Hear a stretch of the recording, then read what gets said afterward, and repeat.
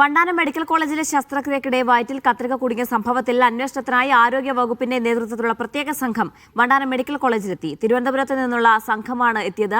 നേരത്തെ 4-അംഗ സമിതി DMEക്ക് റിപ്പോർട്ട് നൽകിയിരുന്നു. സൂപ്രണ്ടിന്റെ വാർത്താ സമ്മേളനത്തിനിടെ പ്രതിഷേധിച്ച യൂത്ത് കോൺഗ്രസ് പ്രവർത്തകരെ വിട്ടയക്കണമെന്നാവശ്യപ്പെട്ട് അമ്പലപ്പുഴ പോലീസ് സ്റ്റേഷനിൽ കോൺഗ്രസ് പ്രവർത്തകർ പ്രതിഷേധിക്കുകയാണ്.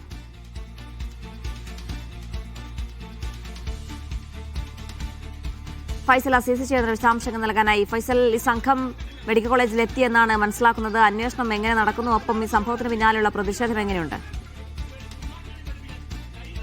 ഏതായാലും സംഘം മെഡിക്കൽ കോളേജിലെത്തി വിവരങ്ങളൊക്കെ ശേഖരിച്ച ശേഷം മടങ്ങി എന്നുള്ളൊരു ഇടന്നാണ് മനസ്സിലാക്കുന്നത്. അതായത് ഈ തിരുവനന്തപുരത്ത് നിന്നുള്ള ആരോഗ്യവകുപ്പിന്റെ സംഘമാണ്, വിദഗ്ധ സംഘമാണ് ഈ മെഡിക്കൽ കോളേജിലേക്ക് എത്തിയത്. മാത്രമല്ല, കൂടാതെ ഈ സൂപ്രണ്ടിന്റെ നേതൃത്വത്തിൽ സൂപ്രണ്ട് രൂപീകരിച്ച ഒരു പ്രത്യേക അന്വേഷണ സംഘം DMEക്ക് ഇപ്പോൾ റിപ്പോർട്ടും കൈമാറിയിട്ടുണ്ട്. അതായത് എത്രയും വേഗം റിപ്പോർട്ട് കൈമാറണം എന്നുള്ള ഒരു നിർദ്ദേശത്തിനാണ് ഒരു സൂപ്രണ്ട് നിയോഗിച്ച 4-അംഗ പ്രത്യേക അന്വേഷണ സംഘം അന്വേഷിച്ച ശേഷം റിപ്പോർട്ട് കൈമാറിയിട്ടുണ്ട്. ഈ റിപ്പോർട്ടുകളൊക്കെ പരിശോധിച്ച ശേഷമായിരിക്കും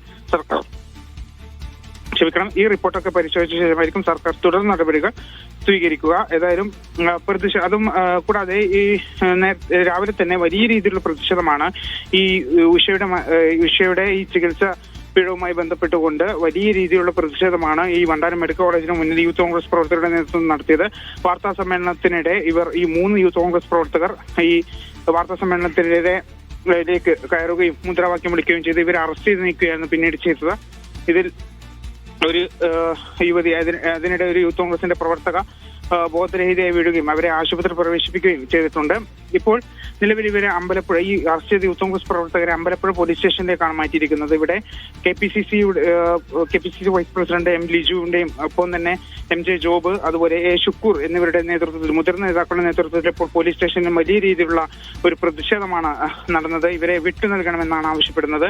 അതായത് ഈ യൂത്ത് കോൺഗ്രസ് പ്രവർത്തകർക്ക് നേരെ ഈ ഡോക്ടർമാരുടെ ജോലി തടസ്സപ്പെടുത്തുക എന്നൊക്കെ രീതിയിലുള്ള വലിയൊരു വകുപ്പുകളാണ് ചുമത്തിയിരിക്കുന്നത്. എന്നാൽ യൂത്ത് കോൺഗ്രസ് പ്രവർത്തകർ പ്രധാനമായും വാദിക്കുന്നത് അവർ വാർത്താ സമ്മേളനം നടത്തുകയായിരുന്നു. വാർത്താ സമ്മേളനം എന്നുള്ളത് ഔദ്യോഗിക കൃത്യനിർവഹണമല്ല എന്നുള്ള കാര്യമാണ് പറയുന്നത്. ഏതായാലും ഇപ്പോൾ പ്രതിഷേധം ഇപ്പോൾ തുടരുകയാണ് അമ്പലപ്പുഴ പോലീസ് സ്റ്റേഷന് മുന്നിൽ യൂത്ത് കോൺഗ്രസ് പ്രവർത്തകരുടെ നേതൃത്വത്തിൽ. ഫൈസൽ അസീസാണ് സമഗ്രമായ വിവരങ്ങൾ നൽകിയത്.